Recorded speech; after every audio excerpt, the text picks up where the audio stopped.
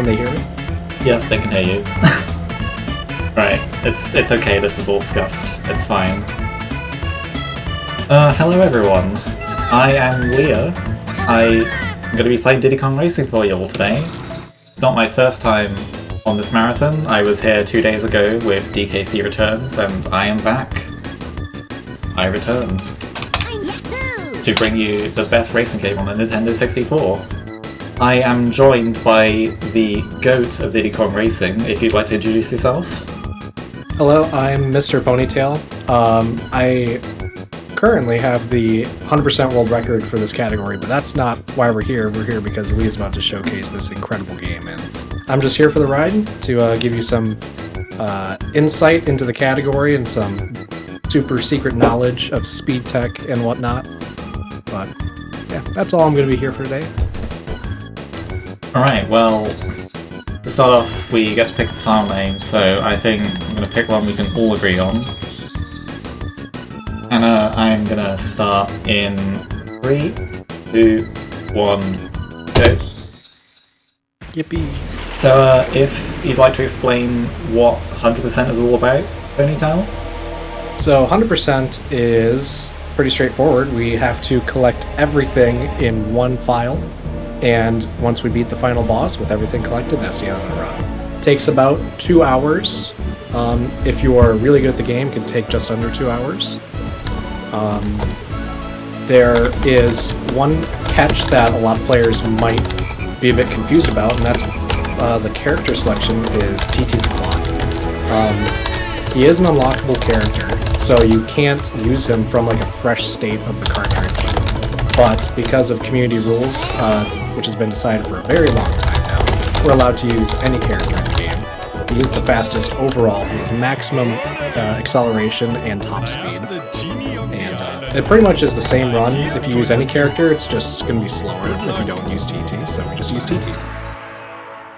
And right away, there's some things we have to do in this main hub area, the overworld. We have to talk to Taj the elephant here. He can switch our vehicle. And there's 3 vehicles. Car, hover, plane. We're going to use the plane to go pick up some of the overworld balloons that are scattered in select places. There's one down by the water here. There's one hidden balloon behind the trees. It's going to be really tricky to get correctly without losing speed. Did it pretty well. Coming around this corner, back to the main area, there's a one on the ledge here. And then there's one right in front of the very first world, which is down domain. See, there's a number on the door, it says 1. You need 1 balloon to enter. We've got 4, so that's plenty. On to the first track, Jungle Falls. It's a card track. There's, we'll go step by step. There is a lot to explain with speed tech in this game. There's a start boost that you can get. You can pretty much just press the A button right before TT, the announcer, says go. Then you get a blue start boost. So already, there's quite a lot to unpack here. Zipping around these corners, but the main speed tech that you've probably heard of is A-tapping. You can, in a sense, mash the A button, and you go significantly faster than just holding the A button, but it's not really a mashing. There is a very specific rhythm to pushing the A button over and over again, and it depends on the frame rate that the game's running at. So there, Leah tried to go for a cutscene skip, which is a frame-perfect trick. It's really hard to do. If you pause on the very last frame of the race, you can skip this entire cutscene of Taj giving us the balloon for winning the race. And you lose a little bit of time for each one that we're missing. There is a grand total of 40 of these in 100%, so we have plenty of opportunities to get this time saved, so it's not a big deal to miss one. I will also say quickly, so Ponytail can't hear this, but because I cannot configure noise suppression correctly on OBS, everyone on stream can hear my A-tapping, so this is what it sounds like to play this game. So, yeah. This should give you a good idea of that it's not exactly like one note, and it's also like not mashing. Like, depending on the situation, I will be tapping at a different speed. Like, coming off a boost, I will be going a bit slow before I start tapping at full speed again. And I also do some taps in the air for various reasons. Oh, Leffen. The big green dinosaur that we call Leffen for no reason. There is a reason, but I'm not allowed to tell you. It's a secret. So there's the cutscene skip. Yeah. So you have access to the pause menu options on that very last frame of the race. You can use the third option from the top, which is return to the lobby. And on that frame, we're awarded the golden balloon, so we can just do whatever we want, but we can just return the lobby to go right into the next track. We also picked up a golden key, which is just off the road there in Ancient Lake. We need that to access the minigame. There's a minigame in each world, and we need the minigame reward, which is a TT amulet piece, to get to the end of the game. We're going to do that in a little bit here. Let's talk about some of the other car stuff. You'll see there's these bananas that we're picking up around the levels. They're really, really important. If you remember from like Mario Kart games, there's the coins. These basically act the same way as Mario Kart coins. Each one you pick up, you'll gain a small increase to your top speed and acceleration and other vehicle stats, except in Diddy Kong Racing, it's a 2.5% increase for each banana. And it caps out, the benefit caps out at 10 bananas, so you go 25% faster once you get to 10, which is an insane difference. So typically the route that you'll see people doing, which you'll be seeing in this run, is that we'll try to be getting as many bananas as we can on lap 1. That way laps 2 and 3 will be at top speed. Of course, some tracks, the bananas are too far out of the way from the optimal racing line, so we might only get like 6 or 7. There's the cutscene skip, another one. Every time that we're... Oh, sorry. That was a buffered cutscene skip, so I didn't quite hit the right frame the first time I tried pausing, but I was able to pause and then immediately... or unpause and then immediately pause again to get the right frame as soon as I crossed the finish line. We've also got the first not intended route here. Where are you going? So, we have we explained barrel rolls in plane yet, in the overworld? No, we haven't gotten there yet. So, in plane, we actually don't want to be touching the A button at all, for the most part. Those button presses you just heard me doing are actually B presses to turn a bit more tightly. But barrel rolls, doing barrel rolls continuously without touching the A button is actually the fastest way to travel in plane. Because holding the A button essentially drags you down to the plane's top speed. Whereas, if we're not holding it at all, we can just build not quite as much speed as we want, but we can build very high speed. And another thing about barrel rolls is that while we're in a barrel roll state, we cannot be affected by water or other liquids like lava. So the reason that out of bounds works is because I angled my plane down, I did a barrel roll very late, right before touching the lava, and I essentially went underneath the wall, and I was not affected by the lava and brought back up. Alright, here's the first boss, Tricky the Triceratops. It's gonna go completely normal. No shenanigans. Just give him a head start. Yeah.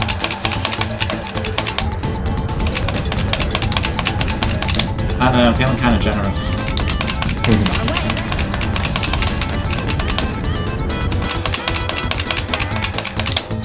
I don't know, I think he needs a bit more. Yeah, I would... Yeah, a few more of these, and should be a big enough head start. Maybe one more? Yeah. You could even give him a few more if you really wanted. Yeah, I could. Oh. Alright, I think we're ready, yeah. Yeah, I think we're ready. So we give him a 45-second lead, and we won the race. Alright, so that was one of the first major shortcuts. Hot Top Volcano is also a major shortcut, but this one is one of the flashier ones. This is Tricky Skip. This was found in 2017. It is a checkpoint manipulation shortcut that you can do in the bounds of the track. To put it simply, because it does get a little bit complicated, there's 2 overlapping checkpoints behind the finish line, and one corresponds to a place that's beyond the finish line, at the very top of this big mountain. And we have to go into that area where they overlap, and leave the area. And because of the nature of it, the checkpoints alternate on every other frame. So there's a 50-50 chance that when we leave the area, that we'll have the correct checkpoint to finish the race super early. And there it took Leah, what was that, like 4 or 5 tries Yeah, to get the correct one, so really unlucky there. But yeah, you can finish about 45 seconds faster than normal. It's a very significant shortcut. And this is 100%, we're allowed to do all these crazy shortcuts, so you'll be seeing a bunch of those as we progress through the game. And this is the first minigame here. This is Fire Mountain, the egg collection minigame. You gotta hatch 3 eggs. Takes about 10 seconds to hatch an egg once it's in your nest. CPUs will be trying to take your nest, or taking the eggs from your nest. So we have to defend it with these missiles. A little bit shaky, but we got through. Sometimes the CPUs can be really mean and take our eggs, or just like bully us, or steal eggs that we're trying to get from the central nest. And there's a piece of the TT amulet. We'll need those later. There's one to collect in each of these worlds. And that's the minigame done. And now that we've beaten the boss, because Rare loves to reuse content, we're going to play these races again. Except it's the silver coin race variant. So we have 8 of these silver coins around each track. We have to collect them all and win first in order to get the gold balloon. So it's a little bit more challenging, but since we're speedrunners, we don't really care that it's a little bit more difficult, because we're still gonna lap the CPUs, even while doing all this extra stuff. If I get that one, that's fine. Yeah, these coins are usually placed in really annoying locations. They're always in the same locations every time. So you can route out these tracks the exact same every single time. The only things that become a challenge are the CPUs. As you saw, we've been bumping into them like constantly. They'll usually get in your way once you get to the silver coin variant, or when we race them into Trophy Race, which is like a cup from Mario Kart. You can do cutscene skips on these as well. There's another one. That's 6 seconds. I'm also being careful to not hold the accelerator as I leave specifically Jungle Falls, because specifically... Oh, hello. Thanks for the bits. Specifically when leaving Jungle Falls, the door, you can get caught on the door if you hold the accelerator immediately, so you don't want to do that, because you get kind of half-clipped into the floor, and it loses a lot of time. Yeah, there's a lot of really weird physics glitches that are present in this game because it's a Rare game from the 90s. There's a lot of funny stuff that you can do. You also see that since this is a Rare game from the 90s, the frame rate is not ideal. Like right now the game's at about 20 frames per second. So it's not like some other games on the N64 like F-Zero where it runs at like near 60 FPS, or maybe like even like Mario Kart 64, some tracks are constant 30 but some aren't. Some are like 20, maybe 15, maybe 10. GoldenEye is usually quite bad frame rate. So another problem with the frame rate is that the physics are determined by how well the game is running, and that changes the lines we can take, the speed we can generate, the jumps we can do, and so we constantly have to adjust our gameplay based on the frame rate that the game is running at. So this is not a deterministic racing game, unlike some others. Like a good example is like Trackmania is a deterministic game, so every time that you do the exact same inputs, you'll always get the same result. In DKR, not even close. Like, if you try to do the same things, frame perfectly, exact input angles on the stick, you will get different results almost every time. So this is much more of a reaction game than anything. You can try to do the same strategy, the same style of line, and you might end up in a completely different spot. So being able to react to how the game is behaving on the attempts that you're on is really important, because you can never do the same thing twice in this game.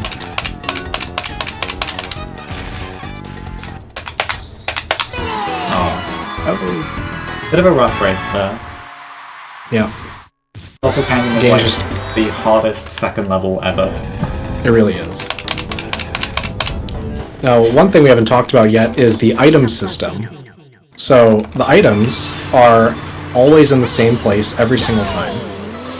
So that allows us to further route an exact path that we're going to take through the levels. Bananas, the silver coins, the items, they're always going to be in the same place. So it's really easy to figure out your game plan before you're even going into a level. You don't have to worry about, ooh, am I going to get the speed item that I really need to make a jump? You're always going to be able to have the chance to do it. So that's what's cool about this game, is that even though it gets really crazy with the physics, everything else is very deterministic. So you have something to lean on a little bit. We're going to do the out of bounds again. You see we still have 2 silver coins to collect. We're going to go back in bounds at the very end of the race because we can. We could finish out of bounds if we wanted, if we had the coins to do it. Yeah, unfortunately I missed this one, so I have to go back in bounds a bit earlier than I would like. But going back in bounds also is a bit helpful for cutscene skips, because we can more easily see the finish line. You can get cutscene skips out of bounds, but it's obviously a lot harder. You basically have to guess. Yeah. And now that we've completed the silver coins, we do the rematch of the boss. In this case, the boss is going to race the exact same pace. Like, he doesn't go any faster. It's only this boss that does it. Finishes the race in about 1 minute and 25 seconds. Except there are additional obstacles that are in our way. Like, there's big stone pillars and moving, rolling boulders that get in our way. So we're going to do our best to avoid them here by doing the shortcut and not doing them all. Nice. Hey, so there is a first try tricky skip. That's what we want to see. The race finishes in about 13 seconds. And we're resetting the console there because we get to skip a long cutscene of being awarded a piece of the Wizpig amulet. We need to also collect all 4 pieces of the Wizpig amulet, but you get those just by beating the bosses. This lets us just immediately go back to the overworld, skip a lot of waiting and whatnot. It's very fast. Yep. Also, so now we're select TT again. Just no character choice as well. The characters do have different stats in this game, and TT is the fastest. He is he is one of the 2 unlockable characters. He has the fastest top speed. He has the best very good acceleration, and he has average handling. But that average handling is actually a very good thing in this game, because too much handling can be quite bad. And to put it one way, something that all speedrunners of this game agree on is that the game feels like it was designed around TT. 29.8, nice. That's pretty good. Just a big right turn. Yeah. You can get a 28 on that, but it's quite hard to get in a run.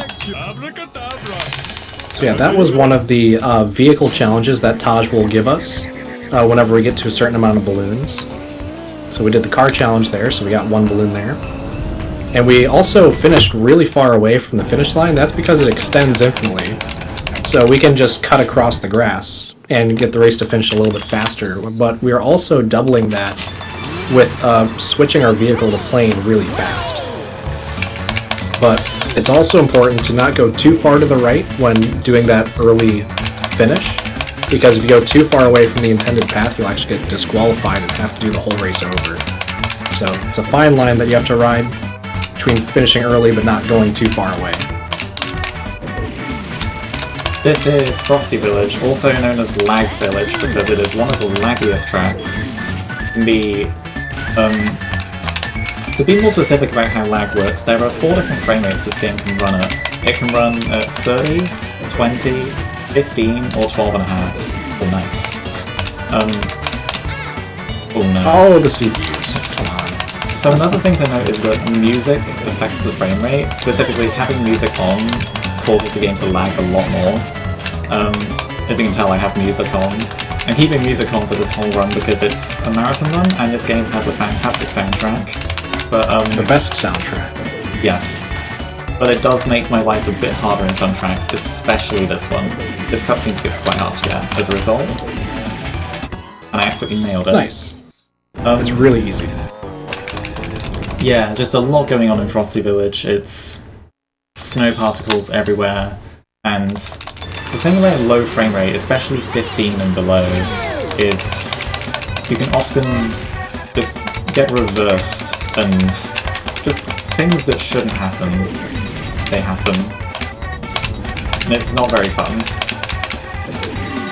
We have another key grab to go for. It's tucked away in this little alcove by the finish line. Very good. That was a really clean key grab. So we hold a blue balloon to boost us out of that area as fast as we can, because getting back up to speed is really tough sometimes. Very fast.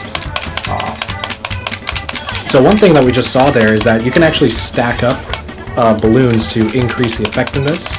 You can go from level 1 to level 2 to level 3, and 3 is the max.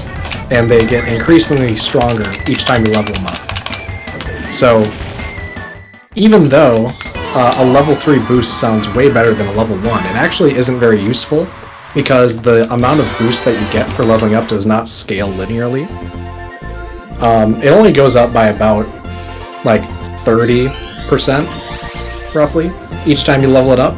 But if you use 2 level 1s, then it kind of does scale linearly. So we'll use many level 1 balloons in a row rather than stack them. It's just a lot faster that way. So there are a few places that we do stack up the balloons to level 3, and we'll see that later. This is a track where if I play well, I do get the opportunity to use multiple blue balloons in a row right here. This is what we call a chain. Many boosts in a row. Perfect. Like, there was 5 boosts in a row. And in this level, optimally, the only time you ever have to press the A button is to get the start boost. And then once you get it... Oh no. One for the fans. That's one of the other techniques that the plane can use, which is backflips and front flips. Very good start to this one, but unfortunately it's fallen apart a little bit. Yeah, keeping your momentum going in all 3 vehicles is one of the main time saves that in this game. You'll see that a lot of the times that the line we're taking is very far off from what could be considered the optimal racing line, as in the tightest line. In most games, the tightest line is the fastest line, but in DKR, the fastest line... Yeah, so I accidentally did reset race, but that's fine. We still get the balloon on that frame, so we can just re-pause and get out of the level. Still saves time, but not as much. Yeah, typically in DKR, the fastest line will be the line that offers the most speed. Having more speed very, very, very often outweighs a tighter line. Like, we're gonna go wide to collect bananas and a balloon instead of going all the way to the right. And go all the way out here to the right instead of straight through the chicane. Here's the S-bend here, a little chain of boosts to get around it cleanly. At the narrow bridge, it has a zipper, so we'll go through that every time. The ice loop, probably my favorite feature in the game. It's just so pretty. This is my favorite level for level design. It's not my favorite one to speedrun. It can be a really tricky level to get through. There's so many bumps. The fork here can be really tricky to navigate. Oh no, okay. That was so fast. Yeah. Bonking, it can be very devastating in this game because it'll oftentimes get rid of all of your speed that you've got going. You have to build it back up. Yeah, that could have actually been a PB for me on this track by a couple seconds. Mm-hmm. That's another thing to know. Like, in this game, in individual levels, you can PB by just multiple seconds. Yeah. No! Nice. Oh! Well, at least we can say you did get the frame. Yes. I got so excited about getting a sub 120 on that I just forgot. But yeah, you can PB by multiple seconds in tracks in this game. In fact, we had a world record we had a time trial world record by a full second just last week. That was me actually. You can get them by multiple seconds even. Like, this game, it's not a game where you grind for hours and hours to improve by a tenth. Well, okay, well sometimes it can be, but yeah, at the very top level, it can be. But even at the top level, you can see improvements by over a second, sometimes 2. Right now, there is one of the leaderboards for one of the levels in time trial mode has a 7-second difference from first place to second place. Because the strategy that first place uses is like crazy fast, but insanely hard to do. And only one person's done it. Spoiler alert, it's Leah that did it. Yeah, I am the She- time trial champion for this game. In fact, we got quite a stacked lineup for this run here because the time trial champion's doing the run, and we've got the RTA champion on commentary, as well as, this is rather subjective, but I personally think Ponytail is like the overall best player in this game. So, Up for debate. yes, there's so much in this game. It's really hard to say any one person is the best, but that's my opinion. Like, one thing that I personally struggle with over the entire game is the plane vehicle. I'm not too good with the plane. All of my worst ranking times are in the plane. Hovercraft, I'm pretty decent at, but like Leah is much better at hover than I am, and I'm much better than Leah at the car. So there's a lot of different skill sets that can be had. And especially, you can be really good at individual level time trialing, or really good at individual level balloon races, which are a separate leaderboard, or you could be really good at the real-time runs like 100%. There's so many different things that you can take time in to specialize. It takes a very long time to get good at everything. Oh wow. Oh wow, is that the new best lap one? Yes. Okay. Let's go to the Hover Challenge World Records, okay. Yeah. You're gonna get a mid-run world record here. So this is Hover Challenge. If your name is Tarzan, or Kavess, or Patty, then this is arguably the best... This is arguably the best race in the entire game. And hover, you can see we're rocking the hovercraft back and forth. It's called snaking, because you turn a little bit faster, or you move faster every time you turn. I'm gonna finish normally. Oh, not quite. Ooh, 109.4 is incredibly fast. It's about a half second off the record, I think. Yes. Yeah. A half second. So, really all the more optimized that could be is just taking the lines a little bit tighter. That's probably the best hover challenge that's ever been shown off in a marathon, though. Oh yeah, definitely. If I had to guess. My thumb now hurts. I Yes. just want you to know that. So, the A-tapping mechanic that we mentioned earlier that we can do with car, you can also do it with hovercraft and plane, but it's a lot more restrictive. In car, ideally you want to press the A button once every 4 frames. In hovercraft, you have to wait until you get to your top speed by holding the A button for an amount of time. Then once you're at your top speed, you can only release the A button for a single frame, so you have this really slow, sticky, weighted feeling that you would have on the A button in order to do hover and plane A-tapping. And car is a lot faster, slappier sort of motion. So people that learn car A-tapping usually struggle with then learning hover A-tapping, because it's almost a completely opposite feeling.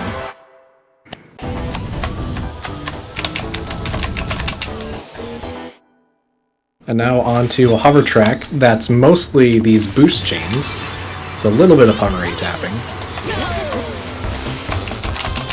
This is probably the hardest part of the whole level, which is this like 90-degree blind turn boost into a ring zipper.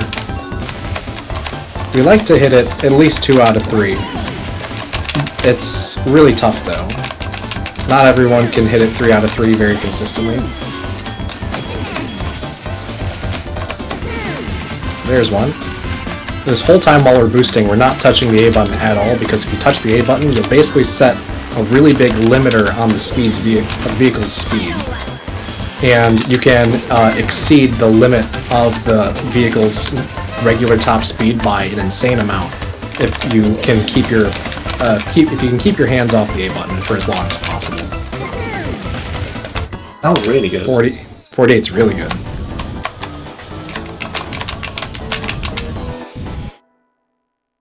Now you might also be wondering, why are we going into worlds and only finishing them halfway and then resetting the console? That's because this route that we use for 100% gets a little bit wonky, and the most optimal way to do it is by completing them halfway and then resetting and going to the next room. And we'll explain why later on. We'll save the surprise. It's a surprise tool that will help us later. Yes. Here we have another key grab to go for. It's in Crescent Island. It's tucked away once again in this little alcove out in the water. We figured that the developers had intended you to replay the track with the hovercraft and then explore the water areas to find the key later. But of course you can get there in car just fine, and it's faster to do it all in one shot. Even though it's a little bit harder since we lose time having to do it, the CPUs catch up to you, we're still going to be lapping the CPUs. This intended shortcut at the very end, the little corner cut.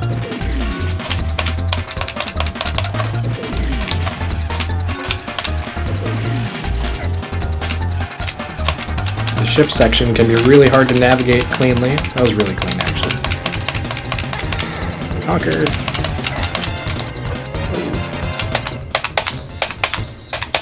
Nice. Alright, The quadruple pause, but that's kind of hard cutscene skip to get because you're not boosting over the finish line. It can be hard to discern the frame at which you actually cross the finish line when you're not traveling at a very high speed, so I find often, if you remember the ending of Pirate Lagoon a couple minutes ago,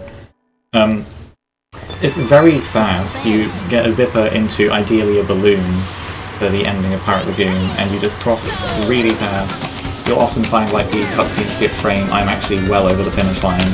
And for that reason, I find Pirate Lagoon quite an easy cutscene skip to get, relatively. I mean, they're all frame-perfect inputs, but I find Pirate Lagoon to be one of the most consistent ones, simply because it's much easier to tell when you've actually crossed the finish line. Conversely, Whale Bay is quite a difficult cutscene skip. You may also notice, or have noticed, that I didn't actually do the reset race at the start of this one. That's because, for this race only, and I think Snowball Valley as well, but I personally reset that one, the camera panning is actually very fast. So, it's faster to just wait it out. See if I get this. Oh, that'll make it hard. Nice. Oh, nice.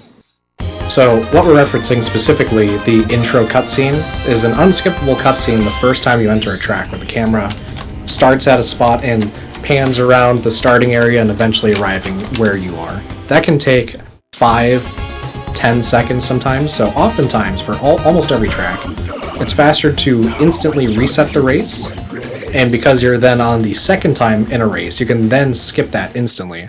And it's a little bit faster for most tracks, sometimes less than a second, sometimes 2 or 3 seconds. Doing it overall saves enough time that we bother doing it in the run.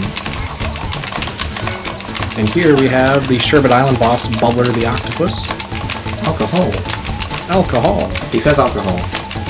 Type in chat if you also think he says alcohol.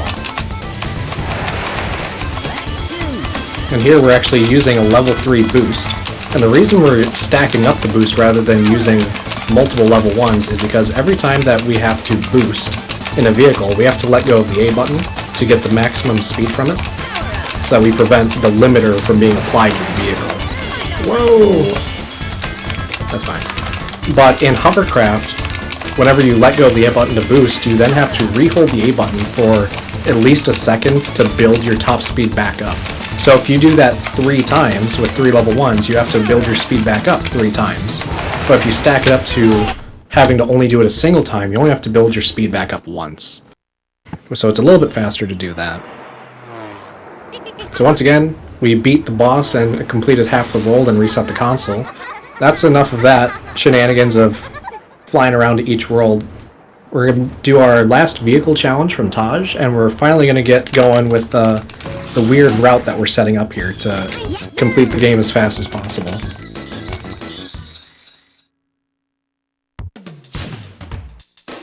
Fun trivia. Taj will offer these vehicle challenges at specific balloon counts, offers car challenge at 5 balloons, offers the hover challenge at 10 balloons, and offers the plane challenge at 18 balloons. So because we have 22, and we come back to the overworld, we get the plane challenge offered.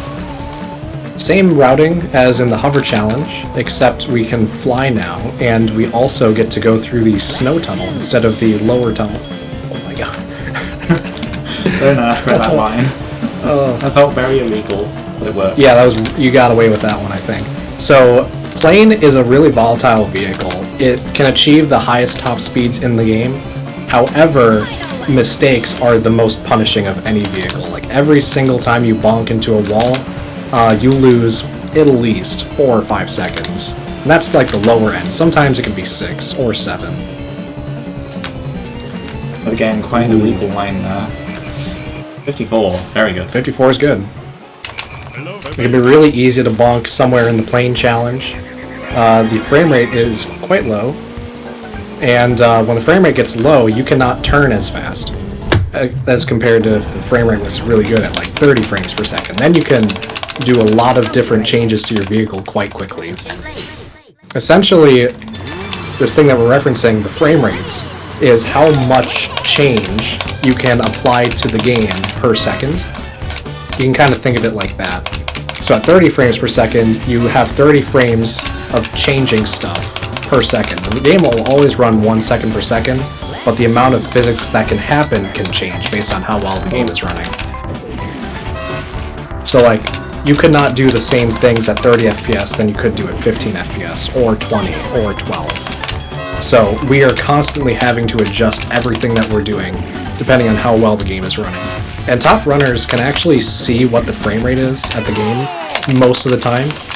We can usually tell when the frame rate changes, if it's running worse or better, and then we kind of have an idea of where the game is at in terms of performance.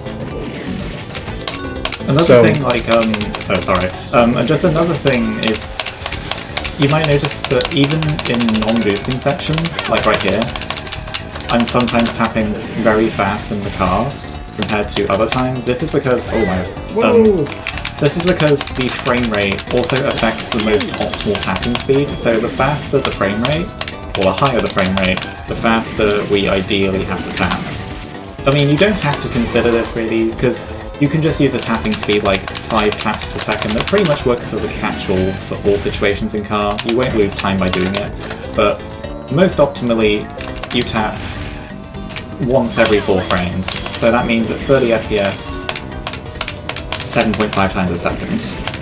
Yeah, and that's very, very difficult to sustain.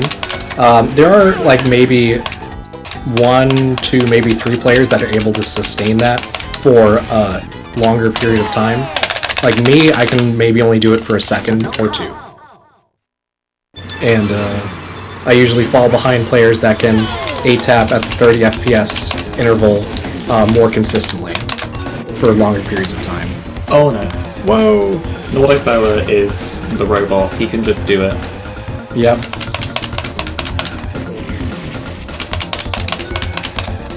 So now we're in the trophy race, which is like a cup from Mario Kart. You have to race all 4 tracks in a world in one shot. You win points based on your placement. If you have the most points at the end, you win the trophy. And this is something that needs to be collected. Oh, that's unfortunate. Oh, wow. Drumsticks. So get kicked into the water, lose the speed, and also lose out on that first zipper. That's a very punishing. Yeah. That was completely out of your control, too. It's just the CPU being at the wrong place at the wrong time. Yeah, the shield made me spin out. Yep. I've never seen it go that far, though. That was crazy. What were we talking about? Yeah, so the trophy race. So we need to collect this, because it's something that can be collected. But now we're going to utilize this weird route that we've set up. Oh no, I knew that would happen. Oh no. I was too close to the wall. That's fine. So, just like what we did before in Hot Top Volcano, we're trying to go out of bounds, but what we're going to do out of bounds almost doesn't make any sense. All I can really say is that there is a loading zone underneath the finish line that we need to hit, and that's going to bring us somewhere. So let's see where it brings us. I thought it was overworld, never mind. Yeah. So, it brought us to the Dragon Forest world with the car vehicle. That is the most likely result. It's about a 75% chance. And that's what we were expecting, but there are a remaining 25% chance where it could bring us somewhere different, and oftentimes very beneficial if it brings us somewhere else. But we'll get to that if that ever happens. But for now, we got the most common result. So now, because we've done that, the game still thinks we're in the very last race of the trophy race. And it's trying to figure out where to award the last... it's trying to figure out where to award this golden trophy that we're about to win. We started it in Dino Domain, but now we're not in Dino Domain. We're also completing this minigame right now. Oh, that's fine. That's fine. Nice. Yep. So we won the minigame. So we are awarded the amulet piece for winning the minigame. And we need these. We need 2 more of these that we're going to find in the Sherbet world and the Dragon Forest world. That minigame can be quite sketchy. I was a bit concerned there. I thought I screwed it up, but I got it right. Oh. Yeah. So the game still thinks we're in a trophy race. We haven't finished the trophy. So what we're going to do, since we placed first in the first 3 races, is what we can do is intentionally lose this minigame and get a 4th place finish on the last race. And because of those 1st place finishes, we'll still have enough points to win the trophy. And what we've done is, since we finished the trophy in a different world, we will now get the gold trophy in that other world. So visually we have it in Dino Domain, but just spawned here in Snowflake Mountain. And the reason that's faster to collect trophies this way is because Dino Domain has the fastest tracks.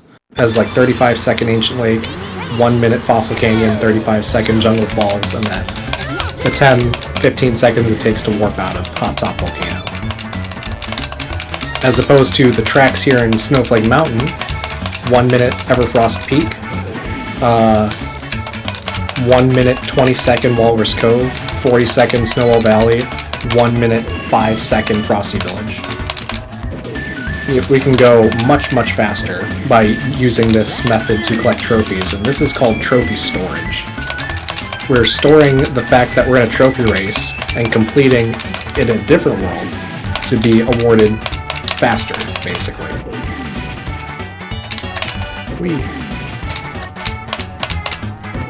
So even though we already have the trophy, we still need to collect all the golden balloons to actually get to the end of the game. So we still have to finish everything in the world, but it's just a little bit faster to do the trophy like that. And this level can be really tough, especially with all this lag. It's really hard to control the vehicle and get it to do what you want it to do. Nice save there from bonking. I managed to reverse my direction at the last moment to not bonk there, and save that zip as well. That's honestly pretty nice. Yeah, not too bad, considering how punishing it was earlier. That ending is at 15 FPS if you have music on. I think even if you don't have it on, it's at 15 FPS, so it's very hard to buffer cutscene skips at 15 FPS. In this track we go the the right path lap 1 now, because there's a silver coin there, which does mean we can get bananas. Banana. British accent.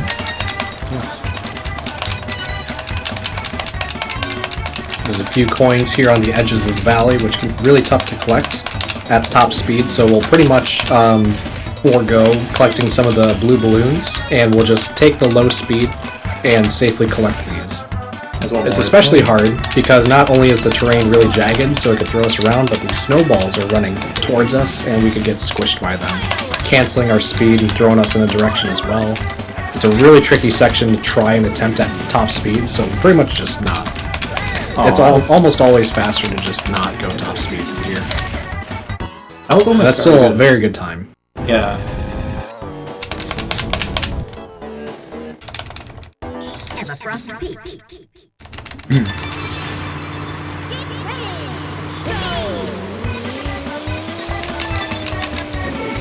Now, EP coins, similar to Snowball Valley, there are some coins that are pretty decently out of the way that can be really hard to collect at top speed, so we'll just collect them on lap 1 when we're going pretty slow. And if we miss them right away, we can always just try and collect them again on laps 2 or 3.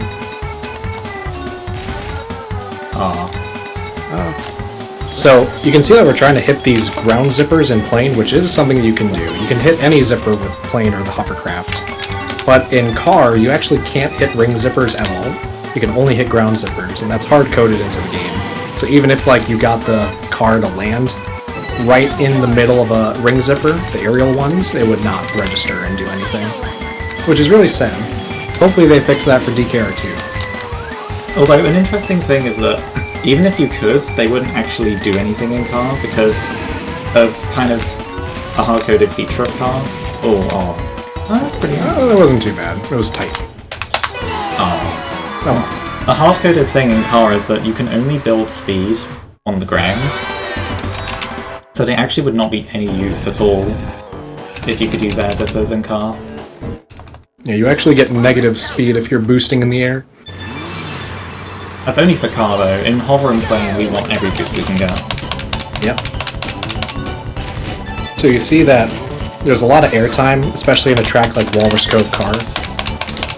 There's a lot of boosts that can be had, and we try to only use the boosts on the ground if we can. Additionally, if we boost and get a jump, like we just did there, we will actually preserve our speed because that's just how car works. It preserves the speed when you take a jump, which is very nice. So ideally what we want to do is boost on the ground, and then as soon as the boost is run out, we want to immediately get airtime to preserve that speed. And we try to do that in as many places as we can where the geometry allows us to do it. Sometimes we can't do it. Sometimes we have to boost in the air because the geometry will give us a jump immediately. We also see we're grinding on the right side of the loop here in Walrus Cove. For whatever reason, we don't know why, you actually move a lot faster when you're on the right side of the loop compared to being in the middle or the left. We don't know why, but we just know that it's faster, so that's what we do. I think if you're on the left side, you go about maybe 25% slower than if you're on the right side. It's really bizarre. That was a really good Walrus Cove coins. It was. Yeah. Now the rematch, and just like in the tricky rematch, there'll typically be more obstacles in the way. Now for these later bosses, the boss will actually race a little bit faster. There will be less balloons to be used, so we can't go quite as fast, but we're still going to go pretty fast.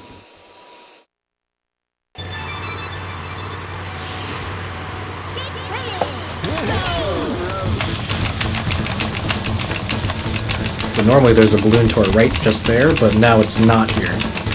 We would collect it in the first version of Bluey the Walrus, but we just gotta do a bunch of snaking. I don't think we've explained exactly why snaking works. So basically, we're not just turning left and right, we're turning specifically up left and up right, and we're also holding the R button while we're doing it. And so there's kind of a built-in mechanic in hover that you gain speed during turns just to make it feel a bit smoother. We can abuse this by constantly turning on straights. Oops. Oh, I got really scared there for a moment. You can constantly turn on straights, and this allows you to really just build speed, not like infinitely, but yeah, move a lot faster than you otherwise would be able to. And then you combine that with A-tapping, you can move very fast in hover. It's often casuals hate hover, kind of understandably so, but in speedrunning, like, for a lot of people, it's their favorite vehicle. Yeah, I was definitely that way when I first was speedrunning the game. I only liked the car. I kind of liked the plane, but I definitely despised the hovercraft. You don't really go that fast compared to car and plane, and it's really weird to constantly be turning but have to go in a straight line. I just didn't get it. But now that I've grown and matured as a speedrunner, I understand how awesome the hovercraft is. It's a very fluid vehicle. You can really take a lot of really creative and imaginative lines, unlike car and plane, which are, you kind of have to stay on course and do exactly what you're supposed to. Hovercraft, we have really fun speed tech, like intentionally smashing ourselves into walls to build speed, because if you hit the side or the back of your hovercraft at a wall, you actually get pushed off with more speed than you ran into it with. So there's like many world records with hovercraft where we are smashing into walls, which most of the time in racing games is a mistake that loses time, but you can go really fast with the hovercraft when you do it.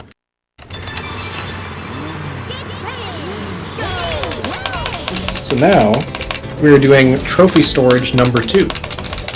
We have a few more trophies to collect. We need the trophy from Sherbet Island, Dragon Forest, and Dino Domain. We already have the one from Snowflake Mountain. And the different results that we can get from the wrong warp, which is the loading zone that's underneath the Hot Top Volcano track. The outcome that we got last time was Dragon Forest Car, it's the most common. The 2 others are getting spawned in the overworld, like where you start the file by Taj. And the last one is getting spawned in Dragon Forest, but with the plane vehicle. And if you get that warp, it's about a 1 in 8 chance, you can do a small extra sequence break, which can open up some additional time save. We would like to see that, but it's unlikely that we will.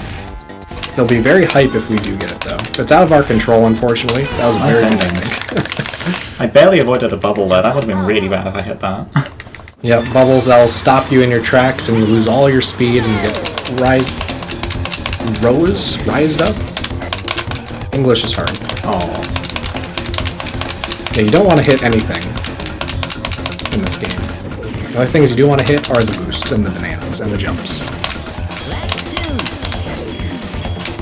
Hoffa says, allow me to introduce myself. Oh, that's right. Oh no. I didn't quite hit the right part of that. That is very much my fault. That's not the game's being... Well, it is kind of janky, but that was very much my fault. I knew I had to aim a bit further to the right there. Like that. So we're going to do the wrong warp again. Probably going to send us to Dragon Forest in the car, but it'd be nice if it sends us somewhere else. Yeah, we would like to see the one of the 2 1 in 8 chance warps, either the Overworld or the Dragon Forest plane. That time I got it. Oh, Overworld. Overworld. Let's go. That's good. That's good. So, yeah, that's good. This is good to get it here. So, we either wanted to go to Dragon Forest or to get this one. We need to get here at some point anyway, and getting the Overworld warp allows us to get there faster. It's a pretty minimal time save, and it was pretty much all luck. Maybe it was a bit of skill. And here's Darkwater Beach, another battle minigame. This is probably one of the toughest minigames. The CPUs pretty much determine how fast we can go. They can just run around and avoid all of our shots, and a really easy way to get through this fast is to just camp homing missiles. You can just get 2 of them in a row to get the homing missile, and then just shoot. It'll lock on to wherever a CPU is automatically. And it's a pretty easy strategy. You pretty much never lose, but you can do this a lot faster if the CPUs come to you, or if you hit all of your single rocket shots that we try to do initially. Sorry about the nausea, by the way. Yeah, there's a lot of turning around to grab these balloons quickly. So that's Darkwater Beach. Yeah, the reason I do that is because I am too scared of the... Well, okay, I do try the first part of the fast strategy, and I actually nailed most of it in that one, but the rest is just so difficult. This is definitely one of the biggest places for me personally to improve in 100%, but I've got other time saves to capitalize on first. Yeah. So just like an Icicle Pyramid and Snowflake Mountain, we're going to intentionally lose this minigame because we're still in a trophy race, so if we finish a race, we will get the placement that we are assigned in this final race, essentially. It's not the best way to describe it. It's really tricky to jump around and grab that mine and place it down and then re-hit it. It's a really awkward movement. But once again, that's another gold trophy. It spawns in Sherbet Island now, because we finished it in Sherbet Island. Bit of an oversight in the code. You can start a trophy anywhere, but it always depends on where you finish it when it has to decide where to award the trophy.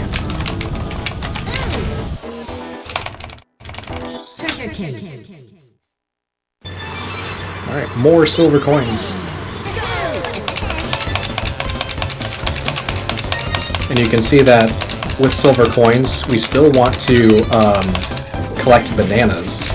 as early as possible, because we want to increase the top speed for laps 2 and 3, but sometimes these coin placements can prevent us from doing that, so we need to have a good balance between collecting the silver coins efficiently and also collecting the bananas efficiently.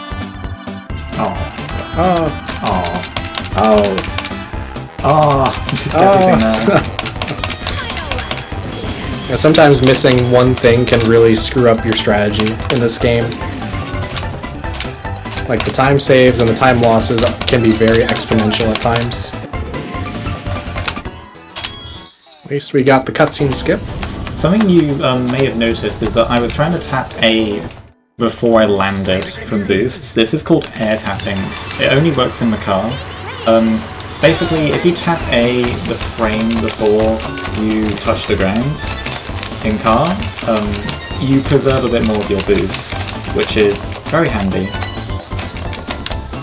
A good way to think about it, if it doesn't make too much sense, is that when you press the A button, you get your wheels spinning. So if you get your wheels spinning in the air before you hit the ground, you can kind of keep the momentum going, so you don't have to have the ground take away your speed in order to get your speed going once again. It's maybe not the best analogy, but it is a way to think about it. There's a lot of new speed tech that's been discovered in the past few years, and we're still in the process of bettering our understanding of all of it. We have improved so many things in this game in these past few years with just the amount of dedication that the speedrunning community has taken towards this game. Nice. That was very good as well. I think recently, within the year, we actually, as a community, created some beginner-level tutorial videos for the 3 vehicles, car, hover, and plane.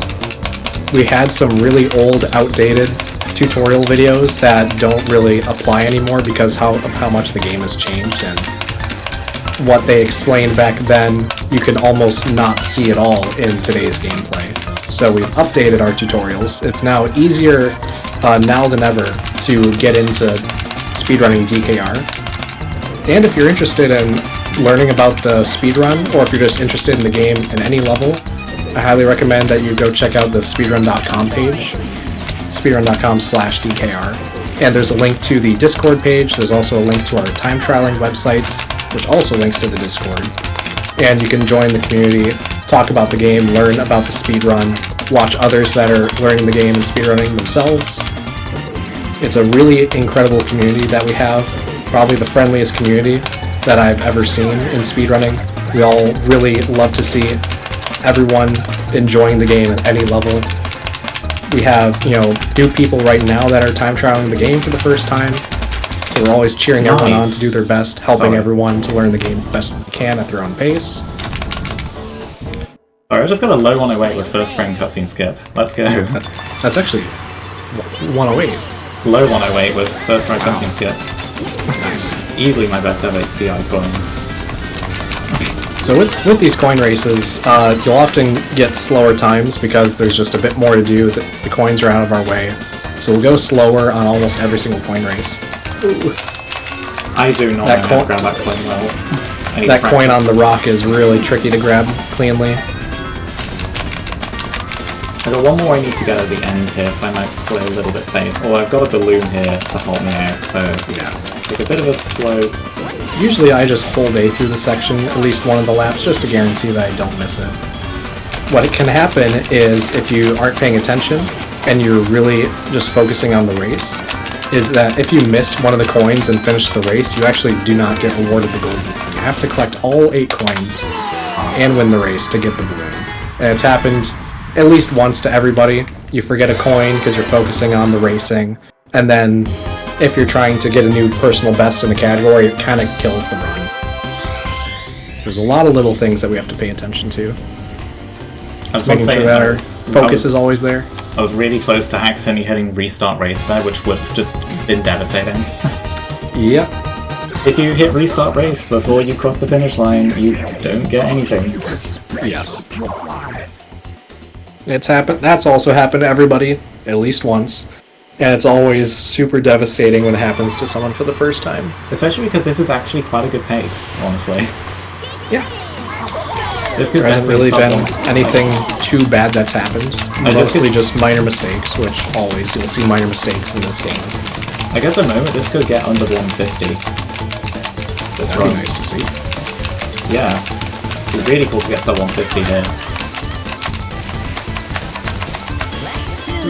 So here on Bubbler 2, the rematch of Bubbler, there's only 2 balloons that can be grabbed per lap, so we're only going to stack up to a level 2.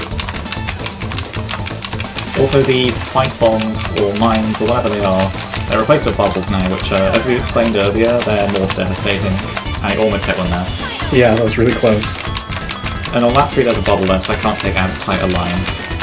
Yeah, the item placements are really tough to get around in Bubbler 2. And this is what I would consider probably the second hardest boss casually, especially if you have no idea how to do kind of speed tech and hovercraft. The bubble placements are really, really punishing and hard to get around.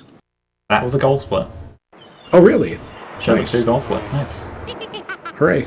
I did that really well, honestly. Yeah. Especially Crescent Island, that was fantastic. So yeah, now we have completed all of Snowflake Mountain, all of Sherbet Island. And we still have to complete the Dino Domain trophy. So that's what we're going to do now. Oh, whoops. I forgot I'm not instantly presented with a vehicle challenge. I lost 1 second, no. Oh no, not 1 second. Oh no, I completely forgot to do plane challenge strats. Oh no. Oh no. You can go into plane challenge there instead of just selecting plane, and it will be a tiny bit faster. Yeah. I've been forgetting to do it, but it saves about a second each time. Very minimal time save to go for. And you can even lose the time save if you menu incorrectly. So sometimes, even though it's faster, a lot of runners will just not go for it. Because it's just another thing you have to remember, and there's already so much that you have to do in this run. It can be overwhelming at times. But that's kind of how 100% is. There's so much game knowledge that you need to get around quickly. The other 2 main categories that the speedrun.com page offers is any percent and all trophy races, which is completing all 20 tracks in a row. Oh no. Oh, whoa. Oh no. My drift came out the wrong Off-road way. finish? Yes, I tried to drift facing the right there, and I accidentally messed up my joystick inputs a little bit, so drifted the wrong way. Only lost about 1.5 seconds, so that's fine. There are many more. There are things you can use a lot more time to, so I'm not that bothered. So one thing that's important to note is that with this routing in 100%, you really benefit from being good at Dino Domain tracks, because we will do them a lot. So we've already done them, let's see, 1, 2, 3, 4. This is now the 5th time that we're doing them. Oh no.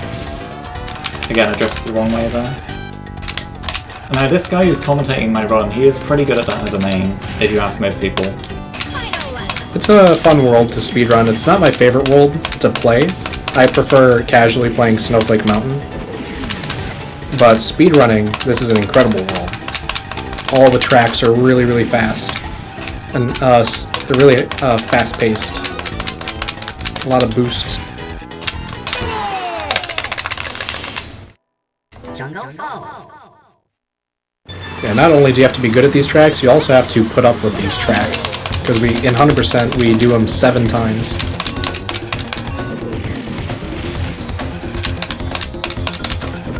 Especially here in Jungle Falls, which is probably my favorite track to speedrun. The cleaner you take your lines and the cleaner and more accurately you boost, the faster you can stack up the speed. You can just keep going a little bit faster every single lap.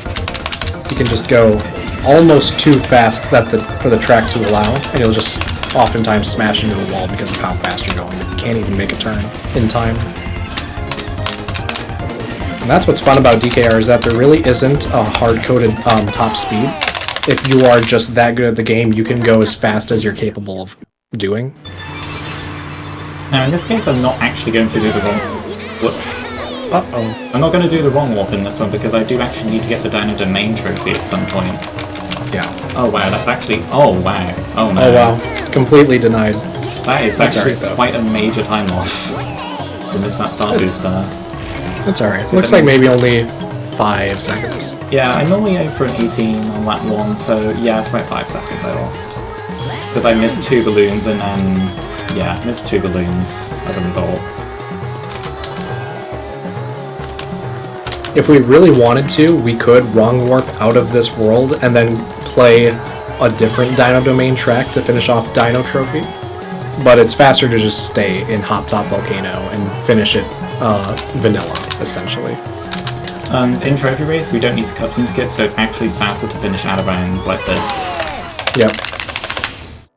And you can finish out of bounds as well. The finish line extends infinitely. So there, the Dino Domain trophy is actually Dino Domain now. We're gonna so see when we that. go back to the trophy case, you'll actually see. It's really the only time, apart from one other time, that we actually get to see it. Because we never ever go to the trophy cases, apart from just the Dino Domain trophy case. So I hope you like Dino. We're going to do it again here. And we'll be wrong warping at the end of this one. And we want to go to Dragon Forest. So there's a 7 out of 8 chance that the wrong warp will lead us to Dragon Forest. If we do get the overworld warp like we got for the previous wrong warp, we'll actually lose time because we have to get to Dragon Forest to get to the end of the game right now. And getting to overworld means we have to drive all the way to Dragon Forest, whereas 7 out of 8 chance will just spawn right in Dragon Forest. So we don't want to see that. We want to see one of the 2 Dragon Forest warps. Ideally, we want to see the Dragon Forest plane warp. That will allow us to do a small sequence break and access some additional time save.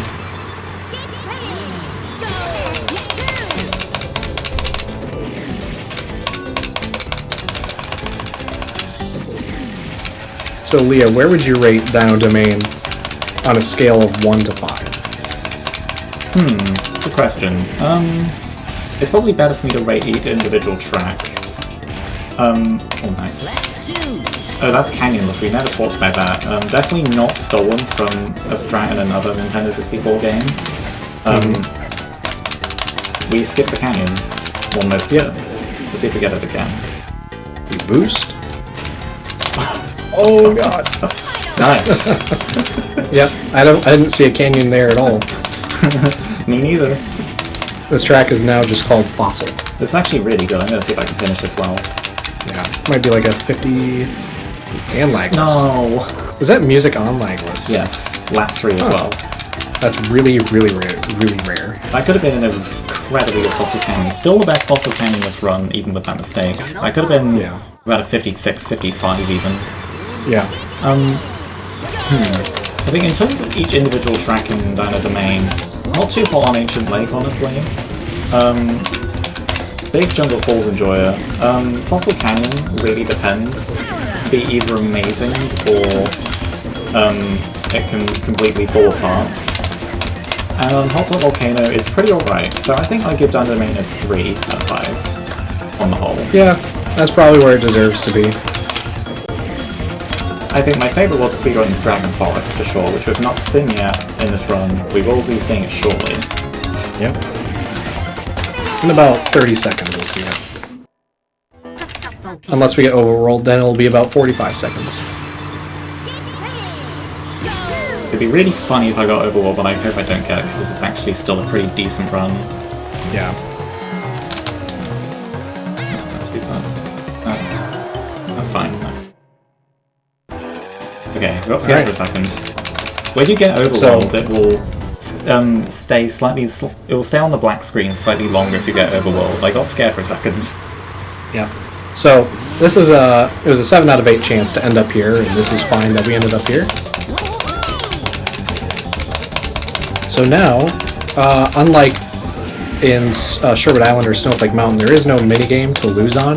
So we're just going to go to the shortest track, which is Haunted Woods. It's about 45 seconds. It's a really tough track. There's this 90-degree blind turn around here. They have to do it really high speed. It can be really hard to do it 3 out of 3. You have this really tough zigzag with the zippers. That last zipper is very tough to hit. Yeah. Often miss the CPUs could get in our way here on lap 3 as well. They didn't, thankfully.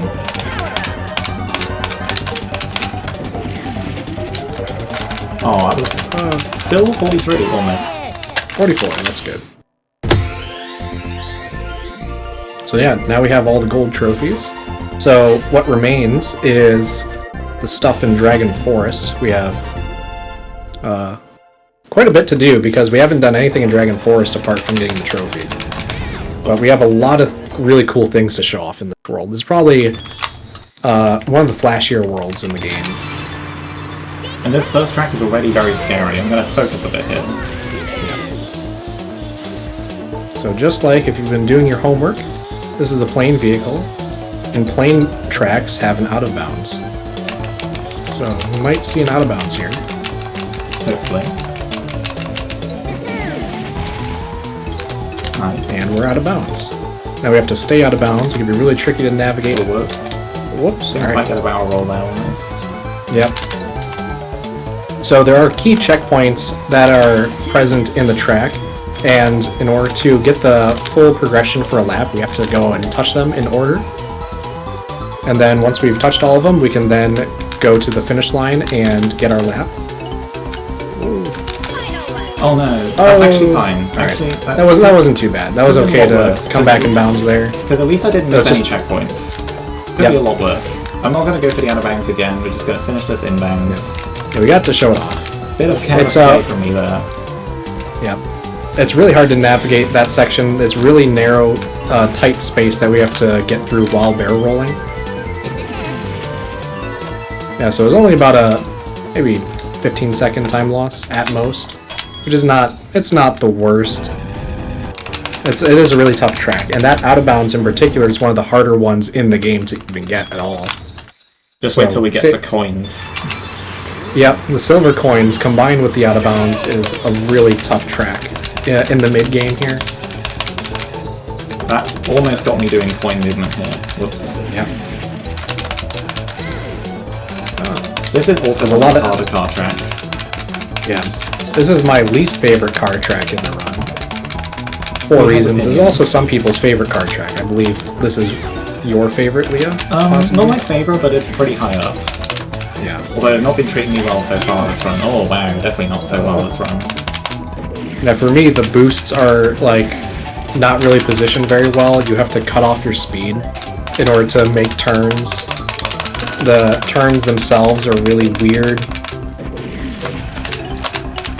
Nice. Oh no, not nice. Oh my god. Oh, I cancelled it. Oh. Really unfortunate item placement there. Oh my god. Okay, this is a very slow greener village. Yeah. And you see that there's that well that we're passing by that you probably thought was faster as a kid if you played this back in the day, but it's actually much slower. Even though there's a zipper and some bananas down there, it just takes too much time because you have to get rid of all of your speed to even fall down the well. Oh. I tried to do a C press. Oh, we haven't explained C presses, have we? No, we haven't explained C presses. That's a newer piece of tech. But like we explained before, the frame rate is one of the biggest things to look for at the top level for speedrunning, because what the frame rate is will determine what you can do, and there aren't many ways to manipulate the frame rate to be what we want it to be, because at times we want the frame rate to be high and at times we want the frame rate to be low. But with the C press, what you can do is when you press the C right button on the controller, it'll switch the minimap to the speedometer, and when it brings up the speedometer, it makes a huge lag spike, so much that it lowers the frame rate by like one whole interval.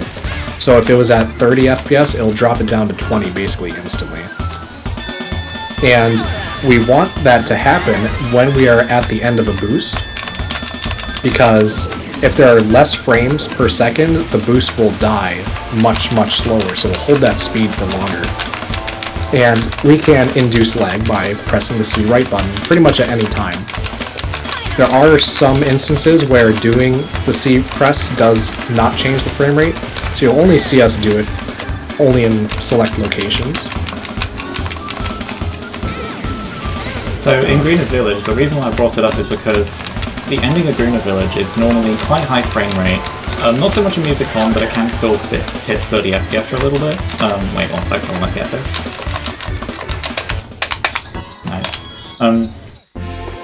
So, because the ending in Greener Village is often high frame rate, that means it's technically a smaller window to hit the frame perfect pause the frame perfect pause. So, what I was trying to do is use the C button to lower the frame rate to make it a bit easier, in theory. Also, we can skip that cutscene immediately because we watched it when we were getting the trophy. Yeah, when the frame rate's at 30 FPS, the time window, the physical real-time window, is, like 0.03 seconds to press the pause button, which is an insanely short amount of time. When you go to 20 FPS, it's increased to 0.05. So it's a little bit easier. Of course, it's still frame perfect, but the size of the time in the frame to press it correctly is a little bit more forgiving. Lots going on. So that's why sometimes we can do the C press to give ourselves an easier chance at getting it. Can't be done everywhere though, but some places we can. Oh. Almost. Yeah. Alright, we've got a boss race.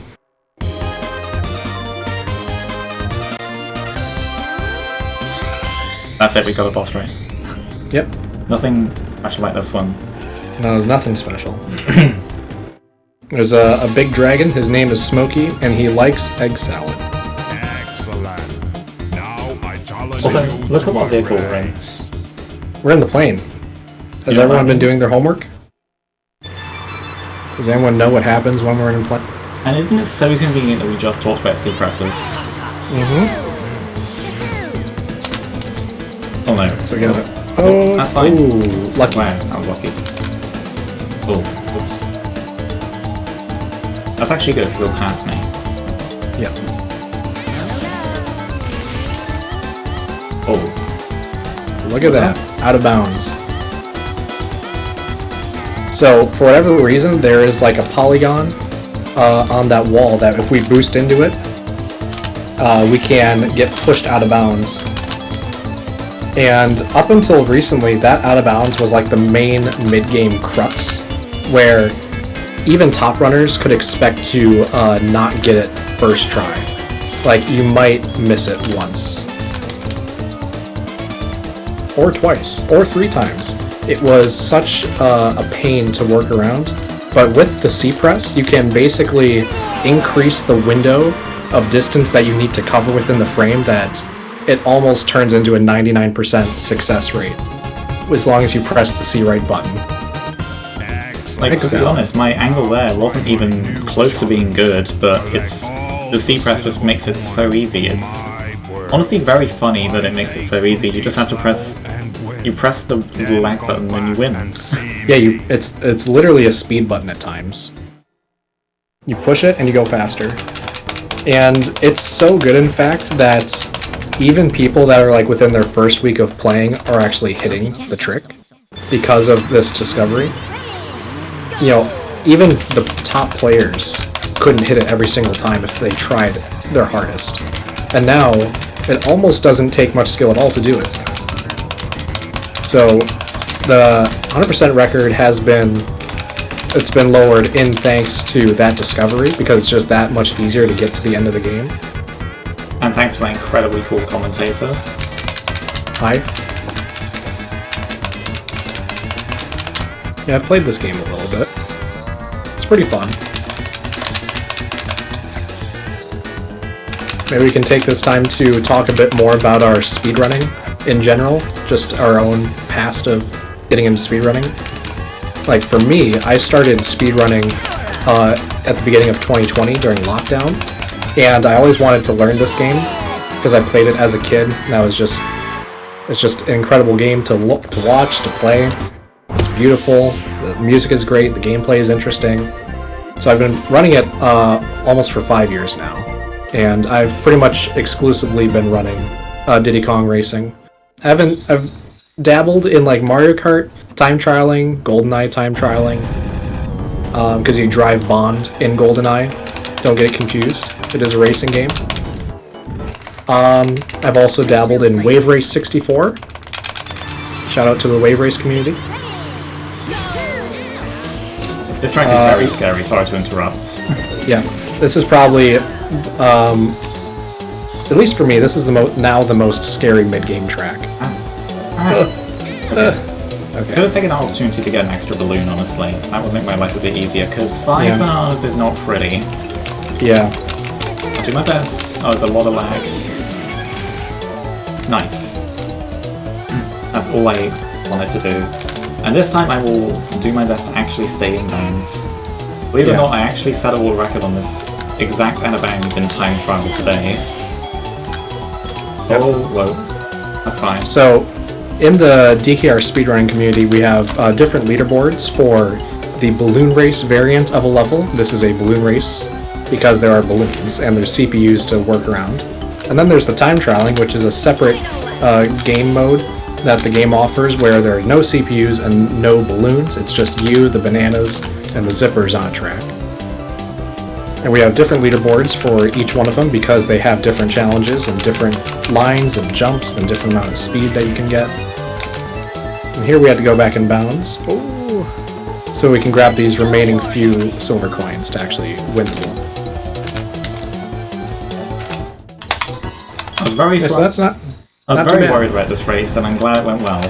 Well-ish. Yep. If there's any one race that I always worry about, it's this one. It used to be Smoky, but now it's Windmill Plains Coins. Overall, Dragon 2, well, no, not just Dragon 2, Dragon in general, used to be just such a gauntlet. Yeah. Not even that long ago. You have 2 Smoky out of bounds, 2 Windmill Plains out of bounds, and then Boulder Canyon in the hovercraft, a lot of high speed that you would like to get, but it's really hard to get. Here in Greenwood Village, where there's a lot of really awkward turns, and really awkward silver coin placements. And then Smoky Castle, the minigame, the banana collection, where you can't really go fast, you just have to not make a mistake. It's just overall a really difficult world to get through cleanly. And additionally, if we had gotten Dragon Plane earlier, or Dragon Forest in the Plane War, we just shortened it to Dragon Plane when talking about it, but what that would have allowed us to do was do Smoky early. Therefore, so basically what the game checks for when checking if silver coins are playable is it checks if the normal balloon race has been completed and it checks if the boss of the world has been completed. And then it can award you, then it will allow you to play the silver coin race. So beating Smoky early would have allowed us to do a special kind of cutscene skip on the normal races in this world. Essentially we could have clicked restart race instead of going back. And that would have allowed us to save about an additional 6 seconds for each cutscene skip, totaling about 24-25 seconds of potential time save if you get Dragon Plane. Oh no, I missed that. Oh no. Which is why it's so important at a high level. Yep. Like right now, the world record does get the Dragon Plane run work, so it opens up the time save. Of course, you actually have to get the reset race cutscene skips in order to get the time save. So all getting Dragon Plane does is open up the time save to be obtained.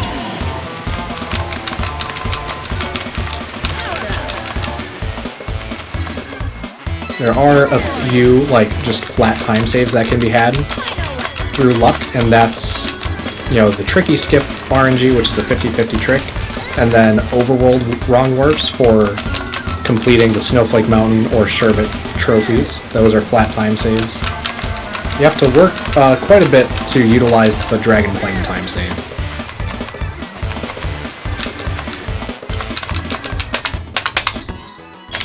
Alright. Alright, this is our last race for a bit. Yeah. One of our last normal races. We're gonna have 39 balloons after this. That's a lot of balloons. Oh, I'm getting completely destroyed.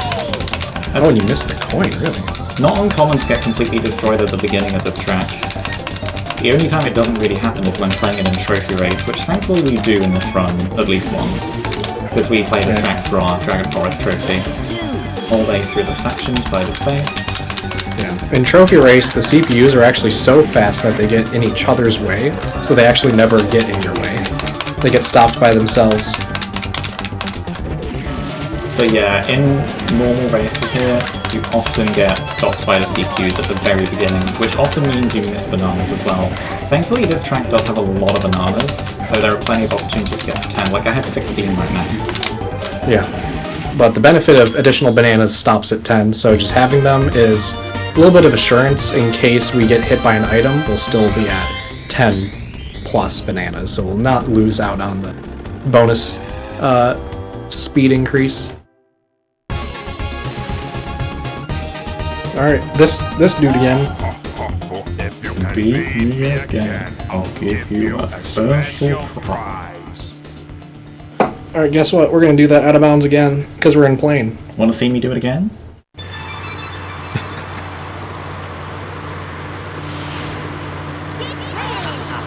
Let's not screw up the inbounds a little bit this time.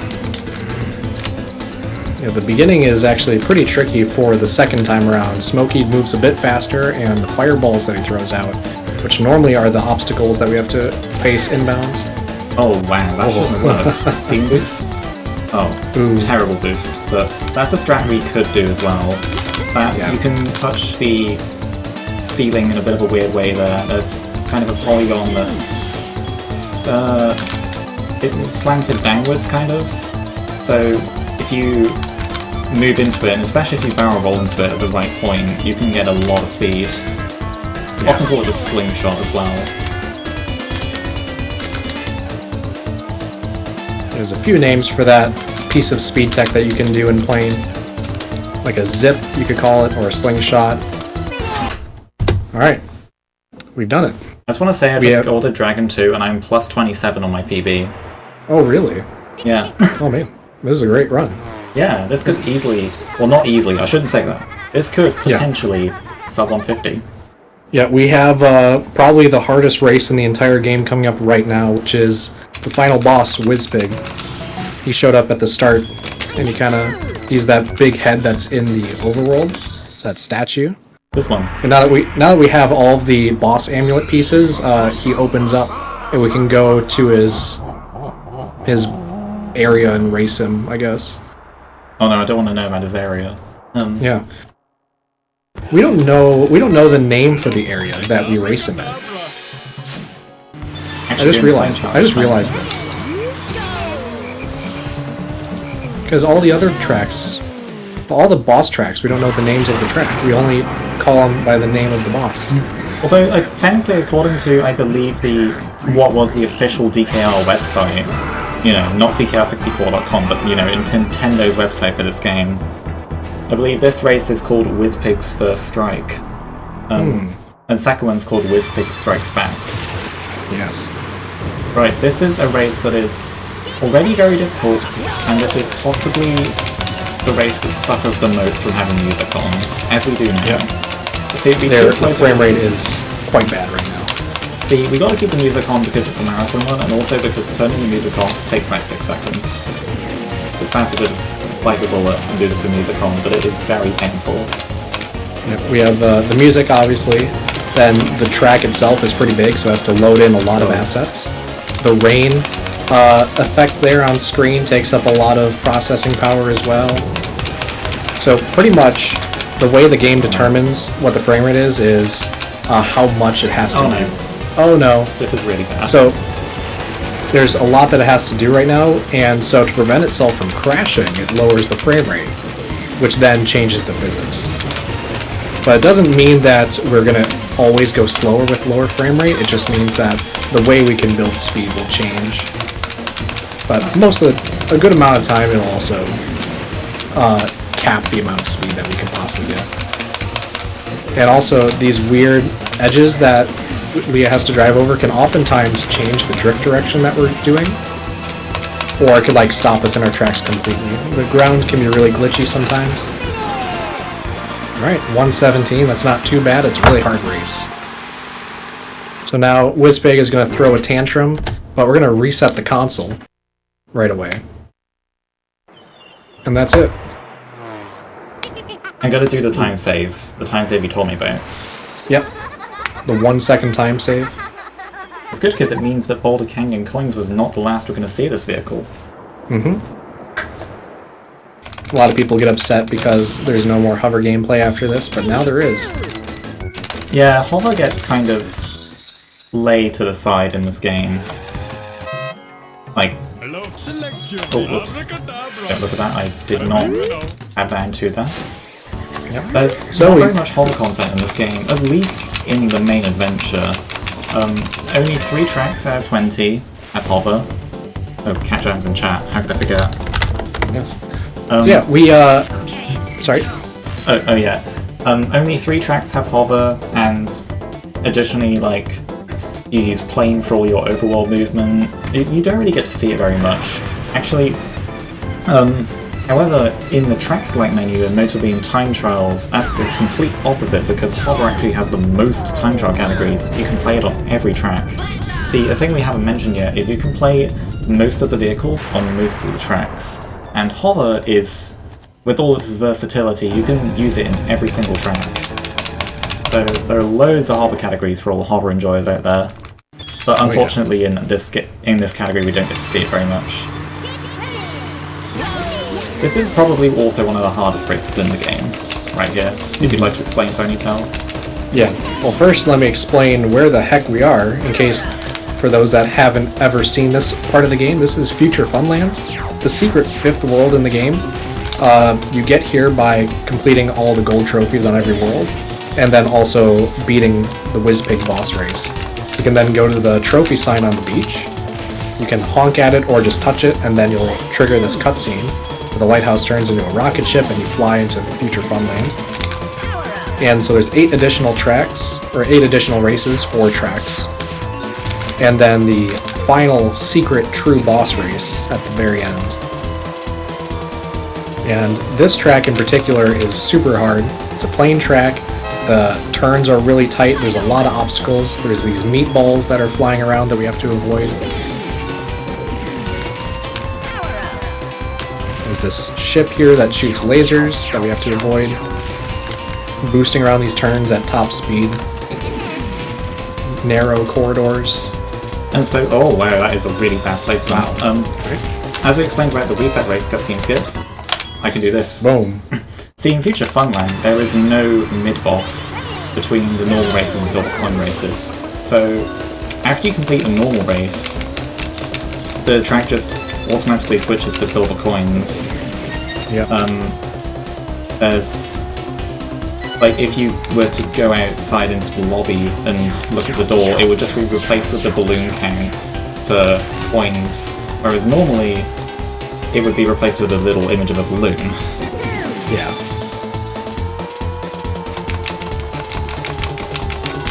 So what we're doing here, we're just, this is pretty straightforward, the rest of the run here. We're just finishing these tracks, and then we're going to get to the final boss.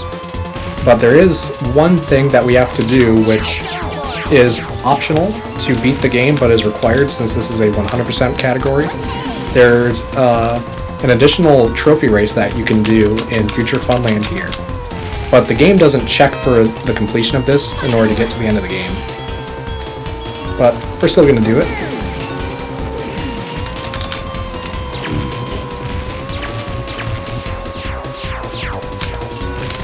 So fast. This is quite good. Yeah. Much better It's one of the hardest tracks to be consistent on. Nice. Very good. It's well above average for me. So now Spacist Alley is done. We don't have to go back to the track at all for the rest of the run. And now this is probably one of the hardest car tracks in the game.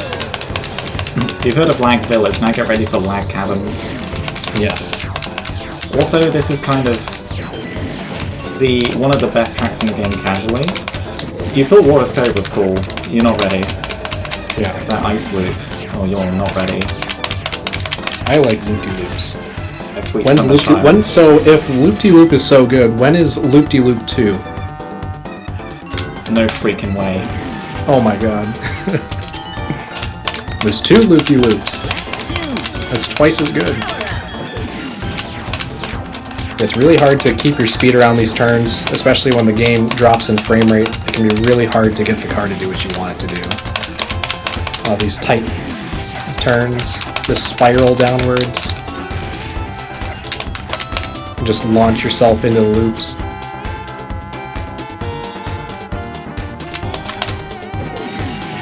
And we probably won't see it, but there is actually a shortcut that you can do with the car in this vehicle.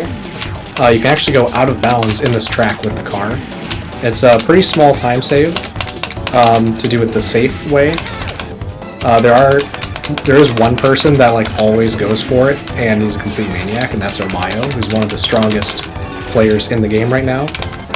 He likes to go for the out of bounds on this track, and you go out of bounds by like smashing into the side of the wall on the loop.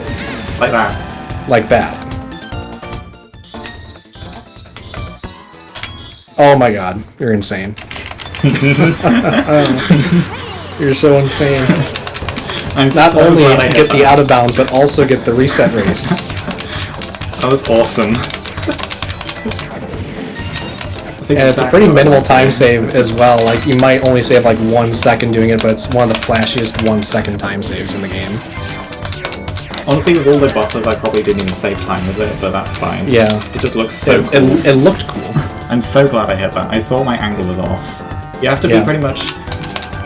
hit the loop at pretty much a 90-degree angle at pretty much the exact point at which the boost starts to get that to work.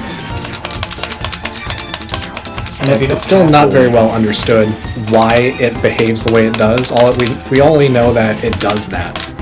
So, it's a really weird trick. And if you're not careful, you can void out as well, which means you touch the bottom of the map, and you are sent back to the beginning of the lap with no lap progression, which is really bad. You don't want to do that. What's also really tricky on Dark Moon Silver coins is that if you miss one of the coins, you can't actually backtrack through the loops. So there's pretty much no way to finish the race. You kind of get soft locked if you miss a coin and go through the loop. There is a way to get out of it, and it requires doing the shortcut. And it has been done before. It's a really rare backup to do, but it's always a time loss if you miss a coin on lap 3 and go through the loops because you can't go back through them. There's an invisible wall that stops you.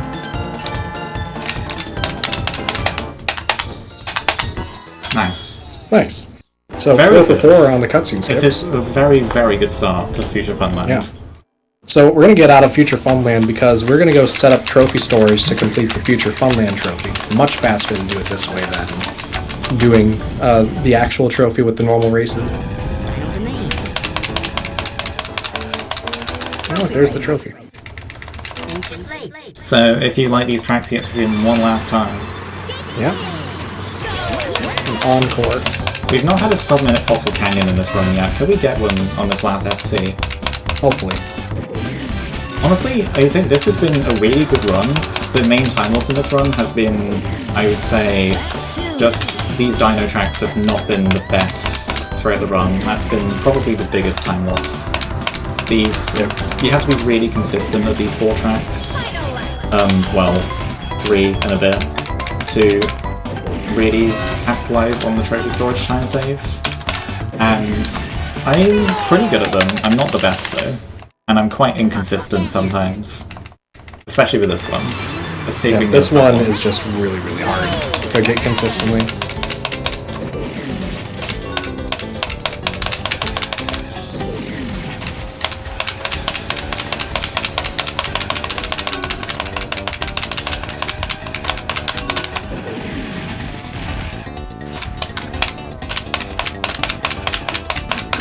Didn't get the balloon, but kept the speed going, so it's not too bad.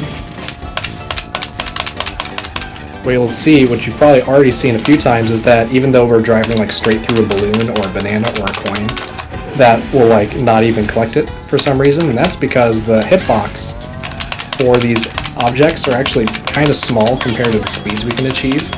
So you can zero frame them, essentially. There will never be a frame where you're actually touching the hitbox of the object. It'll look visually like we're actually going through it, but we'll never actually touch the hitbox on any frame. Yeah, it's usually just because of how fast we're going, and also because of the luck. A few bad. The canyon just being mean. Yeah, Canyonless is very hard to get. See if I can finish this one decently.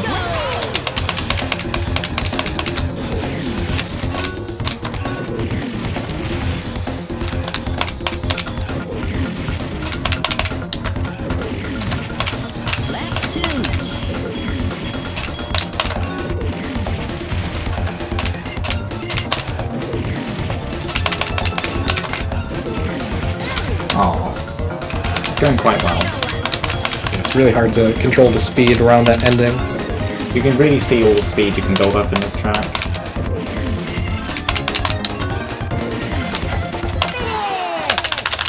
Not too bad. And one last time we get to do the wrong warp. So I don't miss the out of bounds. Yep. And the wrong warp result that we want to see here is the overworld, because that would be the result that gets us back to Future Funland the fastest. It's only a 1 in 8 chance. Oh no. It'd be quite funny if I got Dragon Plane here, because it's actually a bit of a time loss to get Dragon Plane as opposed to Dragon Car for this. Yeah. Oh, nice turn.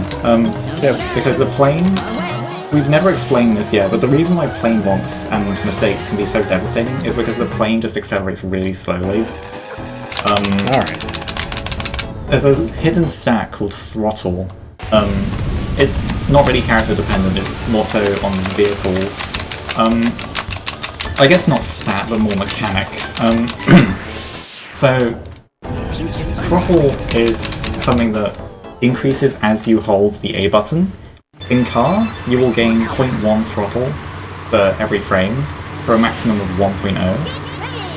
In hover, it will be every 2 frames, and in plane it will be every 3 frames. And now, having max throttle, essentially, you can only A-tap when you are at max throttle, so that's why it's quite devastating in plane, because you have to spend so long getting back up. Also, there's just a hole in the wall. Oh yeah, let's not mention that, there's a hole in the wall. I was yapping on about that, and I never mentioned there's just a hole in the wall. So, this is a Japanese version exclusive glitch out of bounds, and that's one of the main reasons why we're the Japanese version. I think we also haven't mentioned that the wrong warp results that we're getting only happen on the Japanese version as well. So the Japanese version is the most optimal for 100%, also for any percent, and also for all trophy racing.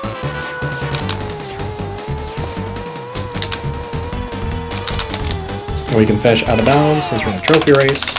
So that's the Future Funland trophy. Again, it looks like it's in Dino Domain. Now we just played Space for Alpha, we're going to go back into Space for Alpha, and if I get the restart race on this, we're going to see 3 Space for Alphas in a row. Yep. It's quite funny when it happens. It's a weird section of the run doing the same track 3 times in a row. Only time you do it in the whole run. So, winning the trophy takes priority over getting the gold balloon, so we still have to race this for the gold balloon, and then an additional time for the silver coin variant. Doesn't quite stack up the progression. Nice. I really would have liked to get the balloon there. That would have allowed me to boost as soon as I fell out of bounds.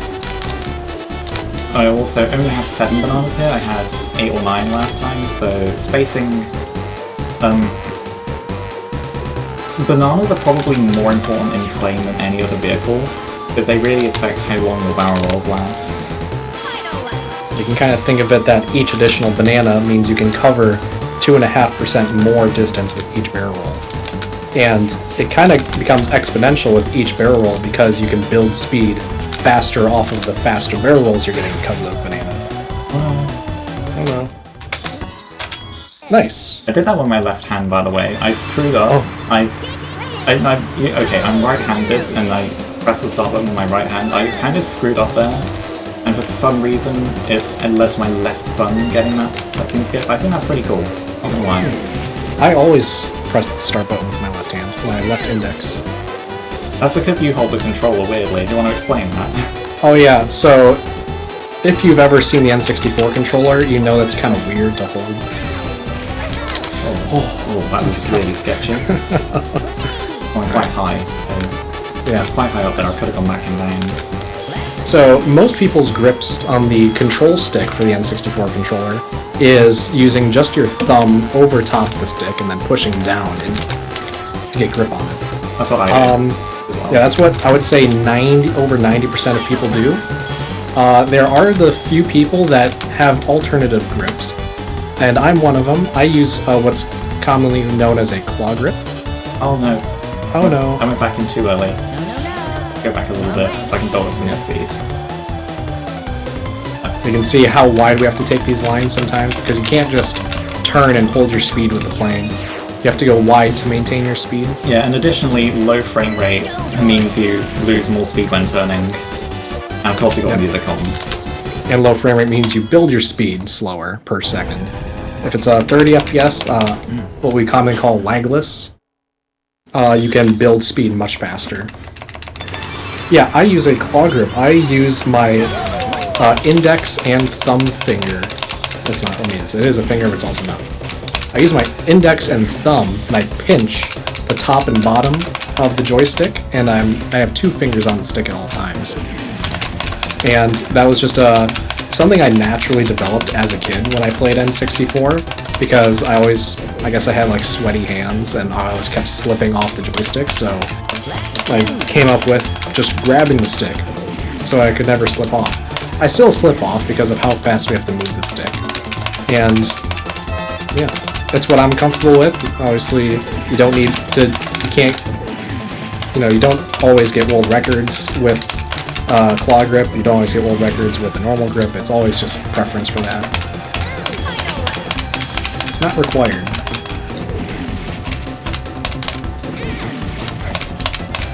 And from my perspective, even though I feel like Ponytail's insane for using claw grip, because I can't comprehend it myself, I can't play with it, I can understand why he would use it. Like, I can see what he is talking about with, like, with having more control over your movement when using it.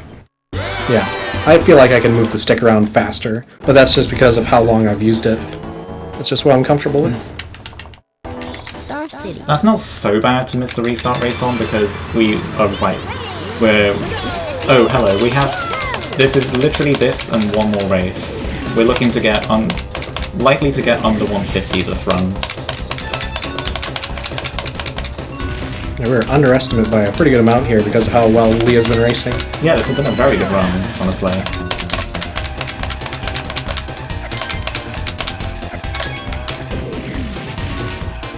Yeah, if needed, we can do a fun little game after the run to burn some time. Only if we have time, though. Yeah. Go for it. Oh wait, I have to shield. Alright, good. Yeah, that's why we use the shield there, because Yeah. CPUs can place down items in really unfortunate spots. You know, the shield honestly almost never helps me there, so I kind of forgot I had it. I got a bit scared. Yeah. You never need it until you do. So it's better to just have it. Also, falling off the bridge here is a really devastating thing to do. Don't do that. Yeah, probably 10 seconds, at least. Especially which part of the bridge. If you fall off right away, it's not too bad, but if you fall right at the entrance to the ball, the Epcot-looking thing. Boom. Alright, 7 for 8. That was an 18. That was an FFL gold. Really? Yes. Nice. This can be a very low 149. This is awesome. really good. Yeah. This gonna be like your second best run ever, your pacing? Yeah. This is I kind of wanted to get a sub 150. Just it felt like a pipe dream, but yeah. Wow, I'm actually about to get one in this marathon run. Gone way better than expected. I did a practice still run. One more thing to do. We are in plane, which means there is an out of bounds. Yes. And it is a hard out of bounds. It's not the easiest. It's not free. So focus up a little bit. Yeah. Lock in.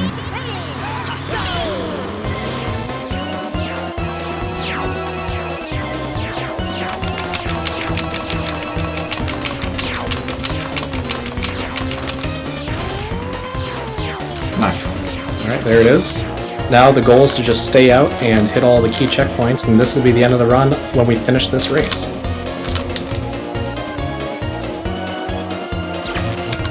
You can kind of see, if we look at the minimap here, we're flying in a triangle pattern because that's where the key checkpoints are located.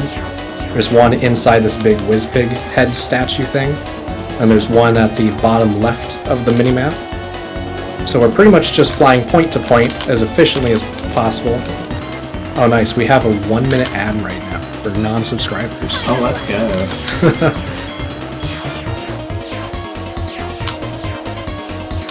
Classic. Also, Twitch ruining the end. The purple stuff there is water, don't touch it. Yes. Alright, coming up on the end here. Time when we cross the finish line. Looks like we're a bit early, time. but 1:49.05. GG's. Excellent.